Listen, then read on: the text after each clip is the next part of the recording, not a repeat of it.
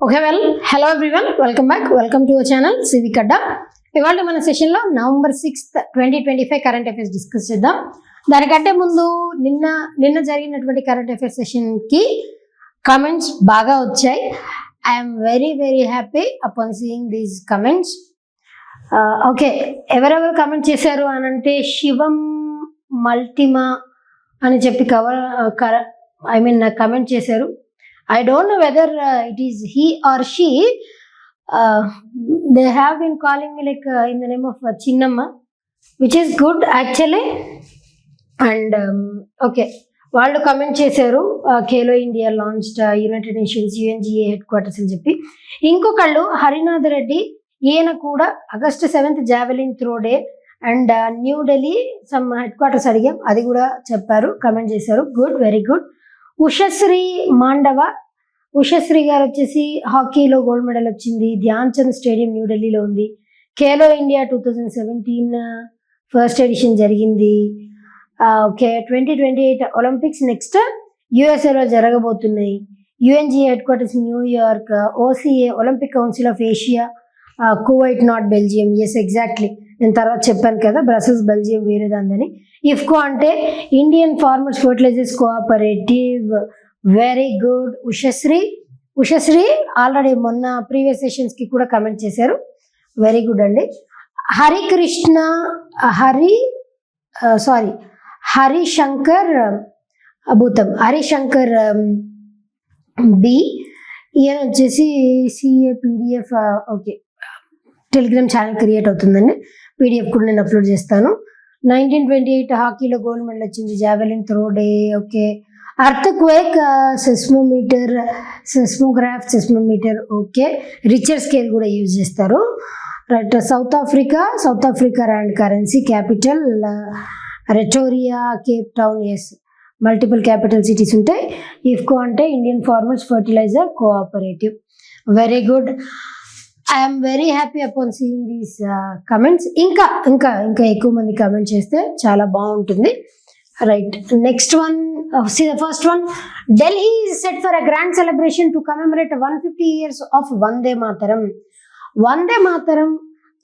Vande Mataram start అయ్యి 150 సంవత్సరాలు complete అయిన సందర్భంగా ఇయర్ లాంగ్ సెలబ్రేషన్స్ ని కండక్ట్ చేయాలి అని November 7th నుంచి కండక్ట్ చేయాలి వాటిని అని మన ప్రధానమంత్రి నరేంద్ర మోడీ గారు అనుకున్నారు. From November 7, 2025 onwards year long celebrations అంటే ఒక సంవత్సరం మొత్తం ఈ ఏదైతే వందే మాతరం ఉందో ఆ వందే మాతరం లాంచ్, అసలు దాని బ్యాక్ డ్రాప్ ఏంటి, వందే మాతరం అసలు ఏ టైంలో లాంచ్ చేశారు, వాటి గురించి సెలబ్రేట్ చేసుకుంటూనే మన నేషనల్ మూవ్మెంట్ అప్పుడు ఏ హీరోస్ వల్ల ఇది ఇంత పాపులర్ అయ్యింది దాని గురించి, దానితో పాటు దాని బ్యాక్ డ్రాప్, దాంతో పాటుగా ఇంకా కొన్ని ఫిల్మ్స్ ఏవైతే ఉన్నాయో వాటిని స్క్రీనింగ్ చేయటం, ఇదంతా కూడా November 7th నుంచి బిగిన్ అవ్వబోతుంది. Year long 7th November 2025 onwards. ఎక్కడ దాన్ని లాంచ్ చేయనున్నారు? 7th November అంటే రేపే ఇందిరాగాంధీ ఇండోర్ స్టేడియం న్యూఢిల్లీలో దీన్ని లాంచ్ చేయనున్నారు. అయితే ఇయర్ లాంగ్ కండక్ట్ చేయబోతున్నారు. Organised by ministry of culture వాళ్ళు దీన్ని ఆర్గనైజ్ చేయనున్నారు. దీనితో పాటు షార్ట్ డాక్యుమెంటరీ ఫిల్మ్స్ కూడా దీంట్లో స్క్రీనింగ్ చేయనున్నారు. అండ్ ద రిలీజ్ ఆఫ్ కమెమరేటివ్ స్టాంప్ను కూడా ఒకదాన్ని రిలీజ్ చేయనున్నారు. అయితే ఇక్కడ మనం వందే మాతరం గురించి మాట్లాడుకోవాలి. బేసిక్లీ వందే మాతరం, దీని హిస్టరీ, దీని బ్యాక్ డ్రాప్, దీంట్లో నుంచి ఏదైనా క్వశ్చన్ రావచ్చు ఎగ్జామినేషన్లో. నెక్స్ట్ రైల్వేస్ ఎగ్జామినేషన్ ఇవన్నీ ఉన్నాయి కదండి, ఏ క్వశ్చన్ అయినా అడగొచ్చండి. GSలో ఇంపార్టెంట్, కరెంట్ అఫైర్స్లో కూడా ఇది చాలా ఇంపార్టెంట్. వందే మాతరం సాంగ్ అన్నది దీని బ్యాక్ డ్రాప్ అసలు 1870sలోనే బంకిం చంద్ర చటర్జీ. ఎవరు దీన్ని రాసింది అని అంటే బంకిం చంద్ర చటర్జీ గారు ఈ వందే మాతరం అన్నటువంటిది మన నేషనల్ సాంగ్ కదా, national anthem Jana Gana Mana. National song వచ్చేసి ఏంటి? వందే మాతరం. బంకిం చంద్ర చటర్జీ గారు 1870sలోనే దీనిని ఏ భాషల్లో రచించారు అనంటే ఇన్ సాంస్క్రిట్ అండ్ సాంస్క్రిట్తో పాటు ఇంకొక భాష, దట్ ఈస్ బెంగాలీ. బెంగాలీలో సాంస్క్రిట్ భాషలో దీనిని ని రచించారు. వందే మాతరం దీనిని ఏ పుస్తకంలో నుంచి డిరైవ్ చేశారు? What is the name of the book from which Vande Mataram has been derived? Anand Math అన్నటువంటి పుస్తకంలో నుంచి దీనిని డిరైవ్ చేశారు. ఇప్పుడు ఇక్కడ మీ క్వశ్చన్ వచ్చేసి ఏంటి అని అంటే, మీ క్వశ్చన్ వందే మాతరం మూమెంట్ అని చెప్పేసి నేషనల్ మూమెంట్లో ఒక మూమెంట్కి పేరు ఏంటా మూమెంట్? వందే మాతరం అని దాన్ని పాపులర్గా పిలుస్తారు. That moment is also known as Vande Mataram moment because Vande Mataram అన్నది ఆ మూమెంట్కి థీమ్ సాంగ్ లాగా దాన్ని స్మరించుకుంటూ వెళ్ళారు. అందుకే వందే మాతరం మూమెంట్ అని చెప్పేసి అంటారు దానికి పేరు. దాన్ని ఏ మూమెంట్, అది ఏ మూమెంట్లో భాగంగా. ఇంకొకటి వచ్చేసి ఏంటి అని అంటే, వందే మాతరం పాటని మొట్టమొదట పాడింది ఎవరు అని అంటే రవీంద్రనాథ్ ఠాగూర్ గారు వందే మాతరం సాంగ్ని ఫస్ట్ పాడారు. ఎక్కడ అనంటే ఐఎన్సి సెషన్ 1896. అసలు ఐఎన్సి ఎప్పుడు ఏ ఇయర్లో ఎస్టాబ్లిష్ చేశారండి? Indian national Congress was formed in which year? తెలిసినట్లయితే కమెంట్ చేయొచ్చు. ఏవో హ్యూమ్ గారి హయాంలో దీన్ని ఎస్టాబ్లిష్ చేశారు ఐఎన్సిని. 1896 క్యాల్కటాలో జరిగినటువంటి INC session, Indian national Congress సెషన్లో మన రవీంద్రనాథ్ ఠాగూర్ గారు ఈ పాటను పాడారు. రవీంద్రనాథ్ ఠాగూర్ గారు ఈయనకున్నటువంటి స్పెషాలిటీ ఏంది? He is the first Indian to receive Nobel ప్రైజ్ని అందుకున్నటువంటి ఇండియన్స్లో he is the first Indian. ఏ పాటకి నోబెల్ ప్రైజ్, దేనికి, ఏ రంగంలో నోబెల్ ప్రైజ్ వచ్చింది? నాట్ పాట, ఏ రంగం అనంటే లిటరేచర్. ఆయన రచించినటువంటి గీతాంజలి పుస్తకానికి నోబెల్ ప్రైజ్ అనేది లభించింది. ఏ ఇయర్లో? 1913వ సంవత్సరంలో. In the year 1913 he has received Nobel prize in literature, in the field of literature. ఇవన్నీ కూడా ఇంపార్టెంట్ ఫ్యాక్ట్స్. నేను పక్కకి ఎందుకు వచ్చాను అంటే సో దట్ మీరు స్క్రీన్ షాట్ తీసుకుంటారని చెప్పేసి పక్కకు వచ్చాను. Okay, this is about Vande Mataram. And next one, Pravasi Parichay 2025. Pravasi అంటే ఎవరండి? ఫారినర్ అని చెప్పి అర్థం. ప్రవాసీ పరిచయ్ 2025 ఇది ఎన్నో ఎడిషన్ అని అంటే this is I hope Pravasi Parichay. Basically ఈ ప్రవాసీ పరిచయ్ ఎడిషన్ని ఎవరు కండక్ట్ చేశారు, ఎక్కడ కండక్ట్ చేశారు అని అంటే రియాద్లో మన భారతదేశపు ఎంబసీ ఉంటుంది కదండి. రియాద్ దేని capital city? Saudi Arabia capital city. Saudi అరేబియాకి కరెన్సీ ఉంటుంది కదా. What is the currency name of currency of Saudi Arabia? అది కూడా మీరు కమెంట్ చేయొచ్చు. ప్రవాసీ పరిచయం అంటే అక్కడ మన ఇండియన్ ఎంబసీ వాళ్ళు రియాద్ అన్నటువంటి ప్రాంతంలో ఆ ఫారినర్స్, ఇండియన్స్, అక్కడ సెటిల్ అయిపోయినటువంటి ఇండియన్స్ ఉంటారు కదా, వాళ్ళందరినీ గ్యాదర్ చేసి మన భారతదేశపు సంస్కృతి, కల్చర్, హెరిటేజ్ దానిని ప్రమోట్ చేసుకుంటూ ఎక్కడున్నా సరే మనం రూట్స్ని మర్చిపోకూడదు అన్నటువంటి కాన్సెప్ట్తో ఈ ప్రవాసీ పరిచయ్ అన్న దానిని ఇంట్రడ్యూస్ చేశారు. ప్రతి సంవత్సరం కూడా దీనిని కండక్ట్ చేస్తూ ఉంటారు. That is Pravasi Parichay. దీంట్లో భాగంగానే వసుదైవ కుటుంబకం అన్నటువంటి కాన్సెప్ట్ని కూడా దీంట్లో ప్రమోట్ చేస్తారు. వసుదైవ కుటుంబకం అంటే ఏంటండి? మొత్తం whole universe is one family. మనందరం కూడా ఒక ఫ్యామిలీ లాగా ఉండాలి అన్న ఉద్దేశంతో దాన్ని ప్రమోట్ చేయటం కూడా దీని వెనకాల one of the things. Right, next one, APEDA facilitated the first ever export of 12 metric tons of fortified rice kernel from Chhattisgarh నుంచి Papua New Guinea capital currency ఏంటి? నేను చెప్తానండి. Papua New Guinea capital currency. APEDA దీని full form ఏంటి అది just అనుకోండి, అది కూడా నేను చెప్తాను.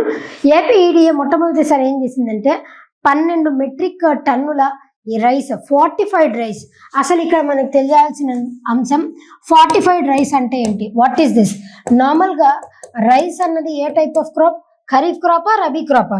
Rice is kharif or rabi crop? తెలిస్తే కమెంట్ చేయొచ్చు. ఈ క్వశ్చన్ కూడా నేను ఆల్రెడీ ప్రీవియస్ సెషన్స్లో చెప్పానండి. రైస్ గురించి టాపిక్ వచ్చినప్పుడు rice A type of crop అదంతా కూడా నేను చెప్పాను. రైస్ బౌల్ ఆఫ్ ఇండియా అని దేనిని అంటారు?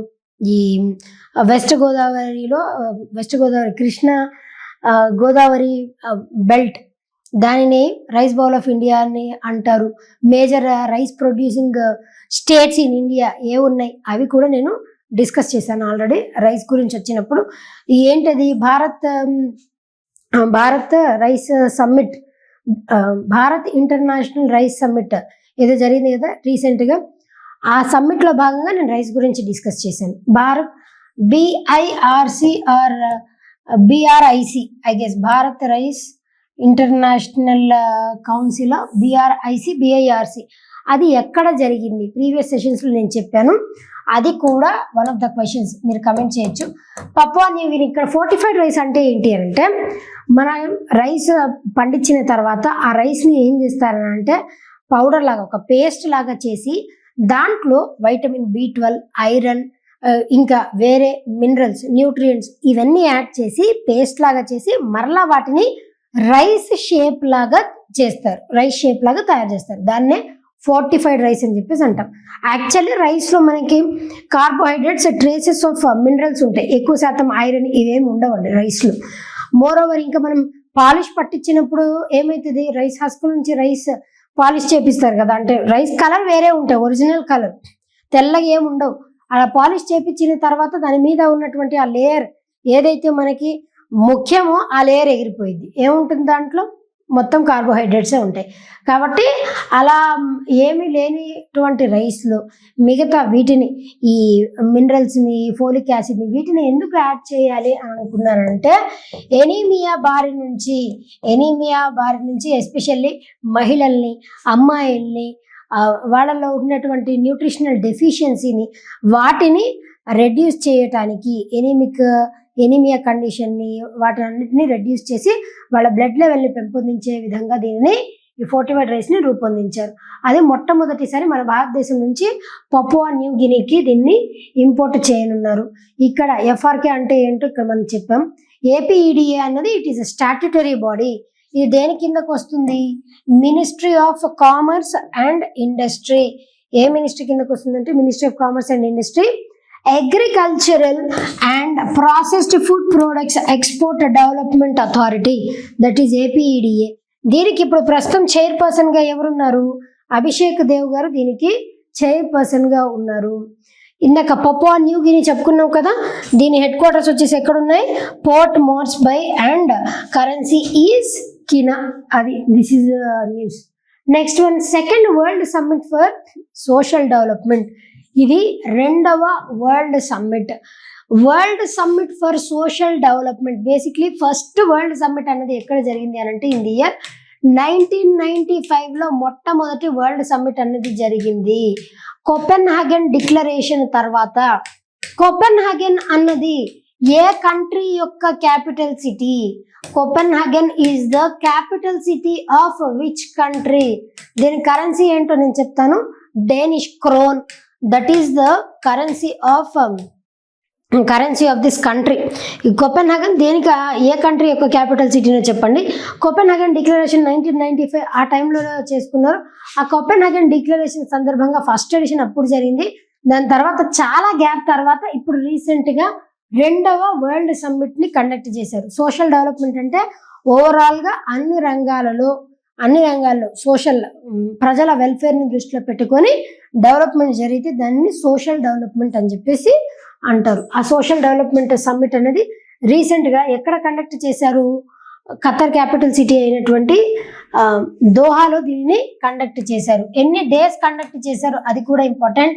4th నుంచి 6th నవంబర్, ఇవాళతో లాస్ట్ 3 days దీన్ని కండక్ట్ చేశారు. 4 to 6 ఎవరు అటెండ్ అయ్యారు? మన భారతదేశం తరపు నుంచి మన ఇండియాని ఎవరు రిప్రజెంట్ చేస్తూ అటెండ్ అయ్యారంటే డాక్టర్ మాన్సుఖ్ మాండవ్య గారు.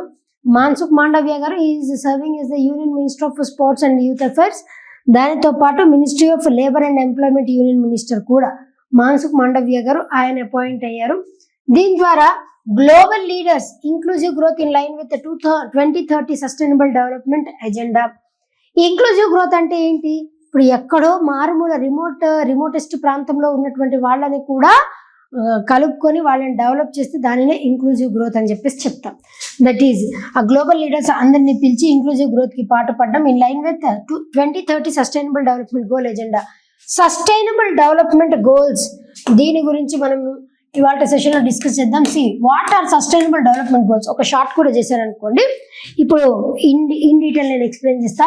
సస్టైనబుల్ డెవలప్మెంట్ గోల్స్ అనేవి టోటల్గా 17 ఉంటాయండి.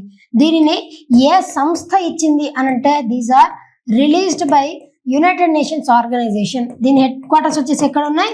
New York, USA. దీని డ్యూరేషన్ లేదా టైం లిమిట్ ఎంత అండి అనంటే 2015 సంవత్సరం నుంచి 2030 సంవత్సరం వరకు అచీవ్ అవ్వాలి. అంటే దీన్ని పీరియడ్ డ్యూరేషన్ ఎన్ని సంవత్సరాలు? 15 సంవత్సరాలు. ఎవరికి ఇది అప్లికబుల్ అంటే యునైటెడ్ నేషన్ ఆర్గనైజేషన్లో ఎవరైతే మెంబర్ కంట్రీస్గా ఉంటారో ఆ దేశాలన్నీ కూడా వీటిని 2030 వరకు అచీవ్ అవ్వాలి. అది టార్గెట్.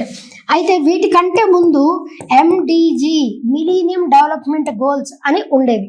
MDGs అంటే millennium development goals. They are 18 number. దీని డ్యూరేషన్ వచ్చేసి 2000 నుంచి 2015. సేమ్ మళ్ళా 15 సంవత్సరాలే. ఇక్కడ SDGs వచ్చేసి 15 సంవత్సరాలే. మిలీనియం డెవలప్మెంట్ గోల్స్ కూడా 15 సంవత్సరాలే. Both are same. 15 ఇయర్సే డ్యూరేషన్ ఉంది. కాకపోతే ఆర్గనైజేషన్ సేమ్. ఇక్కడ 8 అంటే కొన్ని రంగాలు మాత్రమే కవర్ అవుతున్నాయి, అన్ని రంగాలు కవర్ అవ్వట్లేదు అని చెప్పేసి సస్టైనబుల్ డెవలప్మెంట్ గోల్స్ని ఇంట్రడ్యూస్ చేశారు. ఇవి చాలా చాలా ఇంపార్టెంట్. ఈ సస్టైనబుల్ డెవలప్మెంట్ గోల్స్ 1 నుంచి 17 వరకు ఏ విధంగా గుర్తుపెట్టుకోవాలి నేను ఒక ట్రిక్ కూడా చెప్పాను. అది షార్ట్లో ఉంది, కావాలంటే ఆ షార్ట్ చూడొచ్చు. నెంబర్ 1 వచ్చేసి ఏంటి? ఇప్పుడు నా దగ్గర 1 రూపీ ఉంది, బెగ్గర్ కనిపించారు, బెగ్గర్కి ఇచ్చాను అనుకోండి. ఆ బెగ్గర్కి ఉన్నటువంటి పావర్టీ నుంచి నేను బయటకు తీసుకొస్తున్నాను ఓవర్గా ఫీల్ అయ్యి ఒక 1 రూపీ వాళ్ళకి ఇవ్వడం. అంటే 1 rupee that indicates no poverty. 2 వచ్చేసి బాగా ఆకలేస్తుంది, తినాలనిపిస్తుంది, ఫటాఫట్ ఫాస్ట్గా ఏం రెడీ అవుతుంది? దట్ ఈజ్ 2 minutesలో అయిపోయేది మ్యాగీ. 2 minutes అంటాం కానీ 2 minutes అవ్వదు. 2 minutes Maggi. That is 2 Maggi అంటే 0 హంగర్. 3 వచ్చేసి ఏంటి? 3 రోజెస్ రంగు రుచి చిక్కదనం. ఈ 3 రోజెస్ వల్ల ఏం లభిస్తుంది మనకి? రంగు రుచి చిక్కదనం అంటే ఆరోగ్యం వస్తుంది. That is 3. Sustainable development goal 4 వచ్చేసి ఏంటి అని అంటే కనబడిన 4వ సింహమే పోలీస్. ఆ పోలీస్ అవ్వాలంటే చదువుకోవాలి కాబట్టి ఎడ్యుకేషన్ ఇస్ 4.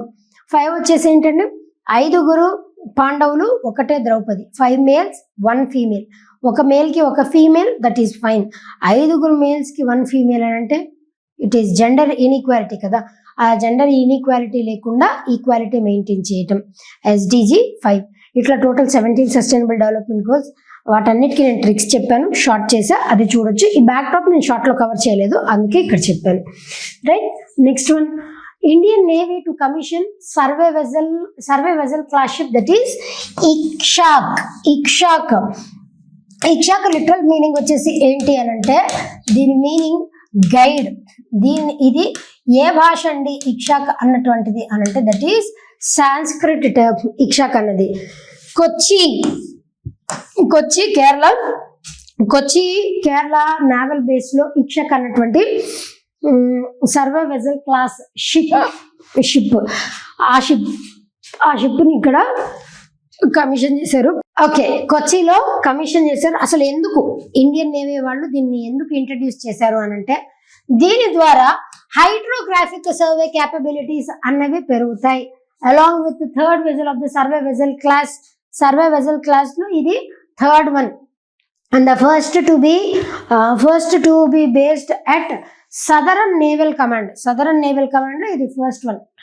కొచ్చి అంటే కేరళనే కదా, right. The vessel is designed to undertake full scale coastal and deep water hydrographic surveys, ports, harbours and navigation channels. అంటే సర్వేస్ ని కండక్ట్ చేస్తూ ఉంటుంది పోర్ట్ లెవెల్లో, అదేవిధంగా హార్బర్ లెవెల్లో, నావిగేషనల్ ఛానల్స్ లెవెల్లో. ఈ మొత్తము ఏం చేస్తుంది అని అంటే సర్వేస్ ని కండక్ట్ చేస్తూ ఉంటుంది. The data generated will be vital for ensuring safe navigation. అసలు దీనివల్ల ఏంటంటే యూజ్ అని అంటే ఆ సముద్రాల మీద, సీస్ మీద ట్రావెల్ చేసేటువంటి వాళ్ళు ఎవరైతే ఉంటారో వాళ్ళందరూ సేఫ్గా ట్రావెల్ చేయడానికి నావిగేషన్ పర్పస్. ఒక ప్రాంతం నుంచి ఇంకో ప్రాంతానికి వెళ్తున్నాం అనుకోండి, నావిగేట్ చేయడానికి ఎక్కడ డేంజర్ ఉంది, ఎక్కడ సేఫ్ ఉంది అని చెప్పడానికి కోసం అని చెప్పేసి ఇది బాగా పనిచేస్తుంది. అండ్ నేవల్ చీఫ్ ఆఫ్ స్టాఫ్గా ఎవరు పనిచేస్తున్నారు ఇప్పుడు? అడ్మిరల్ దినేష్ కే త్రిపాఠి. అడ్మిరల్ దినేష్ కే త్రిపాఠి గారు సర్వ్ చేస్తున్నారు. ఓకే, ఇక్షక్ అంటే ఏంటి ఇక్కడ మీనింగ్ ఇచ్చారంత ఏం లేదులేండి. ఇక్షక్ లిటిల్ మీనింగ్ వచ్చేసి ఏంటి, గైడ్ అని అర్థం. అండ్ ఇండియన్ నేవీ డే ఎప్పుడు సెలబ్రేట్ చేస్తాం? ఆర్మీ డే వచ్చేసి January 15th సెలబ్రేట్ చేస్తాం, అది మనం చెప్పుకున్నాం. ఎయిర్ ఫోర్స్ డే వచ్చేసి October 8th సెలబ్రేట్ చేస్తాం, అది కూడా నేను చెప్పాను. నేవీ డే కూడా నేను చెప్పాను. అందరూ ఆర్మీ స్టాఫ్ చీఫ్ ఎవరో చెప్పా, అదేవిధంగా ఎయిర్ ఫోర్స్ చీఫ్ స్టాఫ్ ఎవరో చెప్పాను, నేవీ చీఫ్ ఆఫ్ స్టాఫ్ ఎవరో కూడా చెప్పాను. వీళ్ళతో పాటు CDS chief of defence staff అని ఉంటారు. చీఫ్ ఆఫ్ డిఫెన్స్ స్టాఫ్ వాళ్ళ గురించి కూడా నేను చెప్పాను. CDS అది కూడా అవుతుందండి. First chief of defence staff Bipin Rawat mention చేసాము, that was also there. And ఇప్పుడు I have remembered about a comment some R Chaudhary. I thought నేను అబ్బాయి అని అనుకున్నానండి, మై బ్యాడ్, అక్కడ పేరేమీ లేదు కాబట్టి అబ్బాయి అని చెప్పేసి అనుకున్నాను, అమ్మాయి అంట. Right, she is also giving good answers, interacting on a daily basis. I appreciate you also Raghava, very good. Right, next Kartik Nach festival concludes at Patan Durbar square. Patan Durbar square కి UNESCO world heritage site recognition కూడా ఉంది. ఈ పఠాన్ దర్బార్ స్క్వేర్ ఎక్కడ ఉందండి? That is situated at Nepal. Nepal capital city వచ్చేసి ఏంటి? Kathmandu is the capital city of Nepal. What is the currency of Nepal? Nepal currency ఏంటో చెప్పండి. మన భారతదేశానికి నేపాల్కి మధ్య జరిగేటువంటి మిలిటరీ ఎక్సర్సైజ్ పేరు వచ్చేసి ఏంటండి? That is Surya Kiran. Surya Kiran is the name of a military exercise that happened between India and Nepal. ఇది కూడా ఇంపార్టెంట్. కార్తిక్ నాచ్ ఫెస్టివల్ అన్నది ఏంటి అని అంటే ఒక 10 రోజుల పాటు ఈ ఫెస్టివల్ ని కండక్ట్ చేస్తారు. కార్తీక పూర్ణిమ ఉంది కదా, కార్తీక పూర్ణిమ, ఈ కార్తీక పౌర్ణమి నిన్న November 5th జరిగింది కదండి కార్తీక పౌర్ణమి. కార్తీక పౌర్ణమికి ముందుగానే అంటే 10 రోజుల పాటు కార్తీక మాసంలో ఈ కార్తీక నాచ్ ఫెస్టివల్ అనేది కండక్ట్ చేస్తారు. కార్తీక పౌర్ణమితో క్లోజ్ అయిపోయింది, కంక్లూడ్ అవుతుంది. అయితే కార్తీక నాచ్ ఫెస్టివల్ ఏం చేస్తారంటే ఈ నేపాల్ రీజియన్ లో ఉన్నటువంటి కల్చర్, టిబెటన్ బుద్ధిస్టులు ఎక్కువ ఉంటారు కదా, టిబెట్ బుద్ధిస్టులు మాక్సిమం అక్కడ బుద్ధిస్టులు ఎక్కువ ఉంటారు. వాళ్ళ కల్చర్ ఏంటి, వాళ్ళ ట్రెడిషన్ ఏంది, దానికి తగ్గట్టుగా వీళ్ళు డాన్స్ రూపంలో ప్రదర్శిస్తూ ఉంటారు. అది ఎన్ని రోజులు జరుగుతుంది? 10 రోజులు జరుగుతూ ఉంటుంది. అదేవిధంగా దీని న్యూ ఇయర్ కూడా దాని పేరు వచ్చేసి ఏంటండి? Losar is new year. Losar is the name of the new year that is celebrated at Nepal లో సెలబ్రేట్ చేసేటువంటి టిబెటన్ న్యూ ఇయర్ ఏమని పేరు? That is Losar. ఇది 10 రోజుల పాటు సెలబ్రేట్ చేస్తారు చెప్పుకున్నాం. ఈ ఫెస్టివల్ కి ఇంకొక పేరు ఏంటి అని అంటే Katti Pyakha. Katti Pyakha is another name for this festival. దీన్ని ఎవరు స్టార్ట్ చేశారు? సిద్ధా నరసింహ మల్లా ఆఫ్ పాటన్, ఆయన దీన్ని స్టార్ట్ చేశారు ఆ టైం పీరియడ్ లో. కార్తిక్ నాచ్ దీంట్లో పెయింటింగ్ ఎగ్జిబిషన్ జరుగుతుంది by tattoo artist and from the globe across different countries. China నుంచి, జపాన్ నుంచి, జర్మనీ నుంచి అందరి వర్క్ అక్కడ ఎగ్జిబిట్ చేస్తూ ఉంటారు. చైనా క్యాపిటల్ సిటీ ఏంటండి? Beijing and the currency is renminbi is the currency. Japan capital city ఏంటి? Tokyo and the currency is yen is the capital city and the capital city is Tokyo, currency is yen. Germany capital city ఏంటండి? Berlin, currency వచ్చేసి ఏంటి? ఇది answer చెప్పండి, currency ఏంటో comment చేయొచ్చు. ఇంకా వేరే ఫెస్టివల్స్ వచ్చేసి లోసార్ మాత్రమే కాదు, తీజ్ అని చెప్పేసి 3 రోజుల ఫెస్టివల్ ని సెలబ్రేట్ చేస్తారు. 3 day ఫెస్టివల్ అమ్మాయిలు సెలబ్రేట్ చేస్తారు. తీహార్ అని చెప్పేసి ఫెస్టివల్ ఉంటుంది. ఇక్కడ మనం ఎలాగైతే దసరాని సెలబ్రేట్ చేస్తామో వాళ్ళు తీహార్ అన్నటువంటి పేరుతో అక్కడ సెలబ్రేట్ చేస్తారు. ఇది కార్తీక పూర్ణిమ సందర్భంగా కార్తీక్ నాచ్ అన్నటువంటి ఫెస్టివల్ అక్కడ సెలబ్రేట్ చేస్తారు. Right, Maharashtra first state to team up with Elon Musk యొక్క స్టార్ లింక్. దీనితో టైఅప్ అయ్యి ఒక latent honour of letter of intent letter of intent, దీనిని సైన్ చేసుకున్నారు. Memorandum of understanding, letter of intent. దీన్ని ఎందుకు సైన్ చేశారు? అసలు స్టార్లింక్ అన్నటువంటి కంపెనీ ఏంటి? స్పేస్ ఎక్స్ లాగా స్టార్లింక్ అన్నది కమ్యూనికేషన్ శాటిలైట్స్ వాటిని తయారు చేసే మ్యానుఫ్యాక్చర్ చేసేటువంటి కంపెనీ స్టార్లింక్. ఎలాన్ మస్క్ యొక్క company, one of the companies that is Starlink. ఆ కంపెనీతో మహారాష్ట్ర స్టేట్ టైఅప్ అయింది. మహారాష్ట్ర స్టేట్ క్యాపిటల్ సిటీ ఏంటి? ముంబై. దీనికి చీఫ్ మినిస్టర్గా ఎవరున్నారు? Devendra Fadnavis is serving as the chief minister. అయితే ఈయనది ఏ కాన్స్టిట్యుయెన్సీ నుంచి ఈయన ఉన్నారు. అదేవిధంగా ఈ స్టార్లింక్కి హెడ్గా ఎవరున్నారు? ఇప్పుడు ఆవిడ అండ్ మన చీఫ్ మినిస్టర్, వీళ్ళిద్దరి మధ్య ఈ లెటర్ ఆఫ్ ఇంటెంట్ అనేది జరిగింది. ఎందుకోసం? To deploy company satellite based internet services. Satellite based internet services ని లాంచ్ చేయడం కోసం అని చెప్పేసి దీంతో టైఅప్ అయ్యారు. దీని ద్వారా remote and under served regions, remote అంటే unserved region, under served region అంటే తక్కువ ఫెసిలిటీస్ ఉన్నటువంటి రీజియన్ ని అండర్ సర్వ్డ్ అంటాం. రిమోట్ అంటే విలేజ్ కంటే కూడా అద్దుమానంగా ఉంటే, అంటే కనెక్టివిటీ లేకుండా, ఇన్ఫ్రాస్ట్రక్చర్ లేకుండా ఇలాగా ఉంటే రిమోట్ ఏరియా అని చెప్పేసి అంటాం. Remote and under served regions and aspirational districts. Aspirational districts అంటే తెలుసు కదండి, ఒక డిస్ట్రిక్ట్ ని సెలెక్ట్ చేసుకొని అక్కడ టెక్నాలజీని డెవలప్ చేస్తే దాన్ని ఆస్పిరేషనల్ డిస్ట్రిక్ట్ అని చెప్పేసి అని అంటాం. ఆ డిస్ట్రిక్ట్స్ లైక్ గది, చోర్లి, ఇట్లా ఈ డిస్ట్రిక్ట్స్ అన్నిట్లో remote and under served regions వీటిని డెవలప్ చేయడానికి, కమ్యూనికేషన్ శాటిలైట్స్ త్రూ డెవలప్ చేయడానికి ఈ మెమొరాండమ్ ఆఫ్ అండర్స్టాండింగ్ ని సైన్ చేశారు. Next, international day for biosphere reserves. What do you mean by biosphere reserve? First ఇది మనకు తెలియాలి.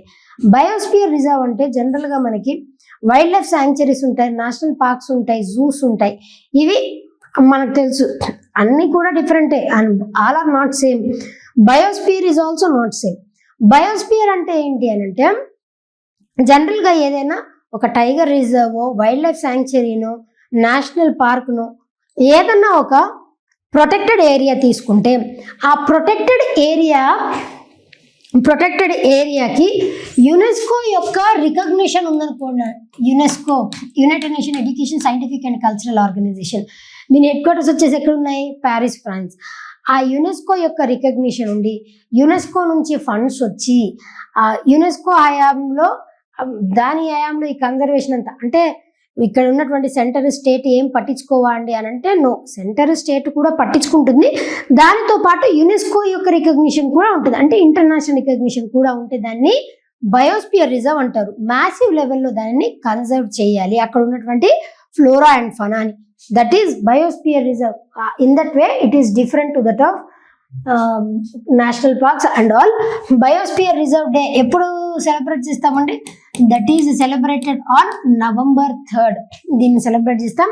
అయితే దీంట్లో బయోస్పియర్ రిజర్వ్ లో త్రీ రీజియన్స్ ఉంటాయి. ఒకటి ఏంటి అని అంటే కోర్ ఏరియాస్ అంటే అక్కడికి ఎవరిని అలో చెయ్యరు.